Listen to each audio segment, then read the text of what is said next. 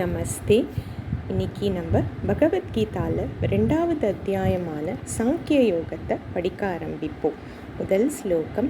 சஞ்சயோவாச்ச தம் ததா கிருபயா விஷ்டமஸ்ருபூர்ணாகுலேக்ஷணம் விஷீதந்தமிதம் வாக்கியம் உவாச்ச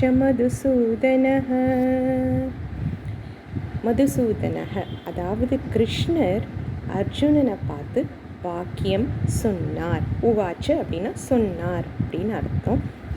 எப்படிப்பட்ட அர்ஜுனன்? கிருபையா ஆவிஷ்டக இரக்கத்தால் நிரம்பி இருக்கிற அஸ்ருபூர்ணா குலேக்ஷணம்.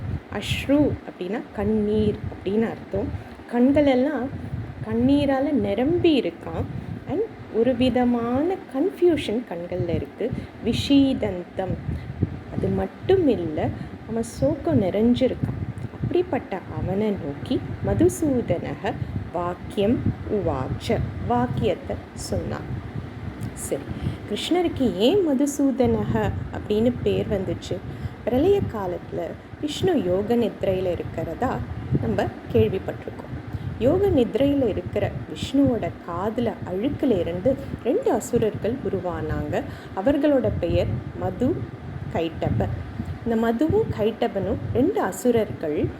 அங்கே பிரம்மா உட்காந்துட்ருக்கார். நம்ம எல்லாருக்குமே தெரியும், விஷ்ணுவோட நாபி கமலம். நாபினா அவரோட பெல்லி பட்டனில் தொப்பில் கொடியில் இருக்கிற தாமரையில் பிரம்மா உட்காந்துட்ருக்கார். இப்போ இந்த பிரம்மாவை தொந்தரவு பண்ணுறாங்க. பிரம்மாவுக்கு என்ன பண்ணுறதுன்னு தெரியல. ஒரு சைடோ விஷ்ணு யோக நித்ரையில் இருக்கார். அதனால் ஜெகன் மாதாவான அம்பிகையை நோக்கி பிரார்த்தனை பண்ணுறாங்க. பிரார்த்தனை பண்ணின உடனே அம்பாள் பிரத்யக்ஷமாகறா. விஷ்ணுவை யோக நித்ரையிலிருந்து எழுப்புறான். விஷ்ணு எழுந்து பார்த்தா 2 அசுரர்களும் அங்கே நின்றுட்டுருக்காங்க. சண்டை ஆரம்பிக்கிறது. 2 பேருக்கும் சண்டை தொடர்ந்து நடக்கிறது. 5000 வருஷங்களுக்கு சண்டை நடக்கிறது. கைகளால் தான் சண்டை நடக்கிறது. இப்போ அம்பாள் இன்னொரு விஷயமும் பண்ணுறா. அந்த அசுரர்களோட புத்தியில் ஒரு விதமான மயக்கத்தை ஏற்படுத்துகிறான்.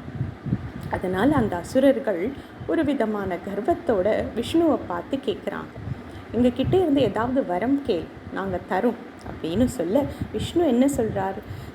என் கையால் நீங்கள் 2 பேரும் வதம் ஆகணும் அப்படிங்கிற வரத்தை கேட்குறார். ஆஹா, நம்ம மாட்டிக்கிட்டோம் அப்படின்னு நினச்சி அந்த 2 அசுரர்களும் அந்த கொடுத்த வரத்தை திருப்பி வாங்க முடியாது. ஆனால் அதை செய்ய முடியாமல் பண்ணணும்னு நினச்சி தண்ணி இல்லாத இடத்துல நீங்கள் எங்களை கொல்லலான்னு சொல்ல ஏன்னா அப்போ பிரளய காலம், எங்கேயுமே தண்ணி. விஷ்ணு என்ன பண்ணுறார்? தன்னோட தொடைகளில் அந்த 2 பேரையும் எடுத்து அவங்களோட தலைகளை தன்னோட சக்கரத்தினால் அறுத்து வதம் பண்ணுறார். இப்படி மதுவையும் கைட்டபையும் அழித்ததுனால அவருக்கு மதுசூதனக அப்படின்னு பேர், கைட்டப பிதக அப்படின்னு பேர் உண்டு அவருக்கு. ஸோ இப்படி கிருஷ்ணர் அர்ஜுனனை பார்த்து வாக்கியத்தை சொன்னார் அப்படிங்கிறது தான் இந்த முதல் ஸ்லோகம். அடுத்த ஸ்லோகம். ஸ்ரீ பகவானுவாச்ச குதஸ்த்வாம் கஷ்மலமிதம் விஷமே சமுபஸ்திதம் அநார்யஜுஷ்டமஸ்வர்க்யம் அகீர்த்திகரம் அர்ஜுன.